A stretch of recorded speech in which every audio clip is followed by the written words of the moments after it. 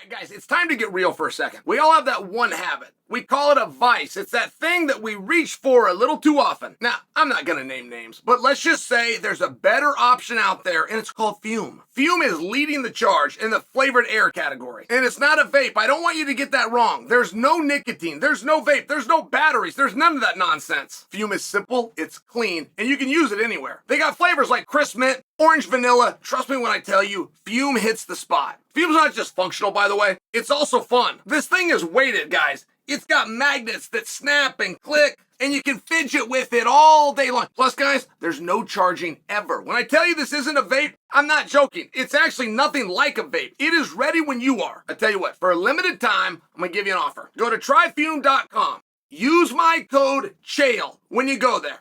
I'm going to throw in a free Fume topper with your journey pack. This thing is chewable, reusable, and it makes your Fume even more fun to fidget with. These guys at Fume have served over 300,000 happy customers, and you can be amongst them. Don't wait, guys. It is time to level up with Fume. Go to tryfume, tryfum.com, use the code Chael, or scan the QR code that I was nice enough to place right there on the screen for you. Get your free Fume topper when you order your journey pack today. We got this new era going on, and guys, I don't think it's a new policy. I'm just guessing that this policy must have been strengthened. What I'm talking about is the UFC has always, okay, and this is before my time. Before I got over there in 2008. I can remember Matt Lindland specifically, though, being there and having to deal with some of this, which is when there's an announcement, when something is figured out. This was Joe Silva, okay? Different time, 2005, 2006, 2007. Don't tell anyone. This is between us. I, as the matchmaker, going to collect the contracts. I'm going to get these over to marketing and PR. They will then take a little time to put a plan together, and then there will be more time before that plan is publicly executed. Like there was a system, right? And it was a different time back then. They were doing 12 events a year, 11 events a year. So it's just a different time. They didn't have programming every week. They didn't have a contender series to help break the week up where all of a sudden this is the number one thing on TV. It wasn't like that. Different time, so it moved a little bit slower. Company sold, Joe Silva left, policy remains. But it looks as though that must have been strengthened. It looks as though like a memo must have gone out, because in the last 2 weeks, we have Rakhmonov, who had a world title fight, told us that he had something big, but would not tell us what. Ian Gary, who actually signs the contract and puts that piece of theater out on social media, but will not tell us who's going to be standing opposite him. Kamaru Usman coming out and saying that he wants something, and I believe Kamaru has it, by the way. I think Kamaru already has something. I think he's just been with the company long enough that he spoke in even greater code. Khabib coming out, speaking about Islam, saying we've got something. I think he even said it was January of next year. He definitely said it was early next year and they've got it, but he can't announce it. Now you got Dustin Poirier. Dustin went to social media, and Dustin does a very good job of communicating with you. It's one of the reasons that he got over as such a star. Not just his fighting. He also makes sure he communicates with you. And he will do it in 160 characters or less. And sometimes it's really hard to figure out what he's saying. I mean, sometimes he codes it so much, so then you gotta like read the emojis and go, okay, what's he trying to say here? And my sense on Dustin is that he also has a fight. Well, as a matter of fact, guys, he came out and said, fight news coming soon. But this was on the back end of some call-outs. And Dustin Poirier 1 week ago called for a tournament that he thinks is already kicking off, which is going to be Max and Ilya.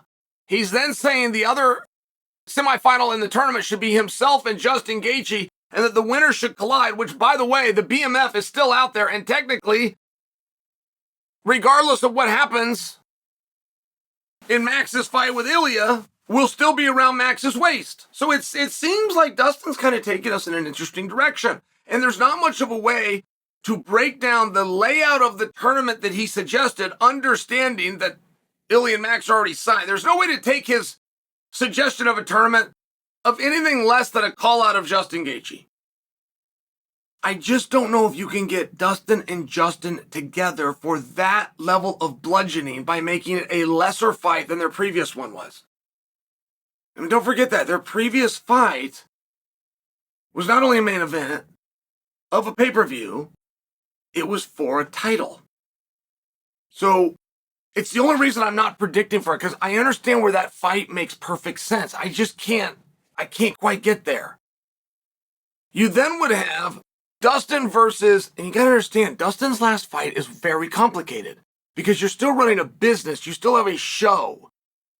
You still have a paradigm that you're trying to operate within.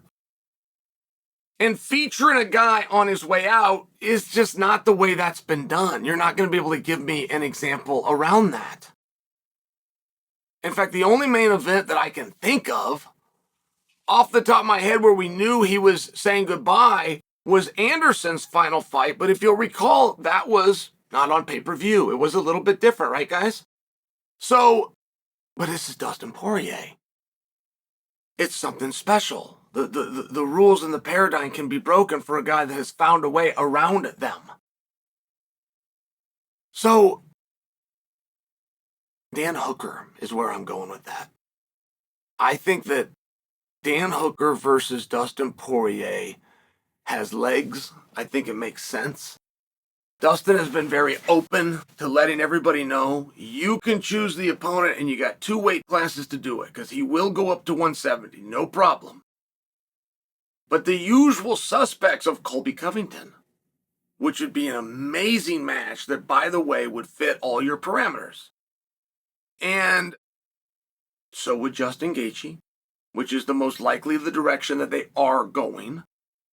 I'm just arguing in front of that. And you want to know something else?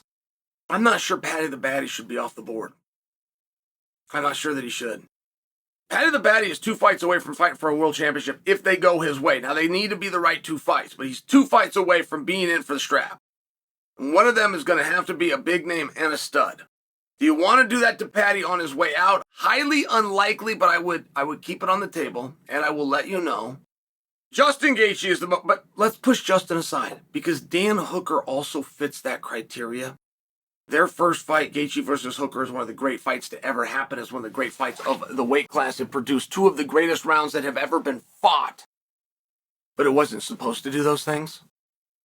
So it wasn't the most highly rated and highly watched, even though it was a main event. It was a non-pay-per-view and it was kind of stuck over here. And I even remember when it happened because it was still daylight out. Like I think it was one of those fights that happened at a weird time of the day on top of everything else. It wasn't supposed to be as great as it was. And there is good reason where they would revisit that for Justin's way out.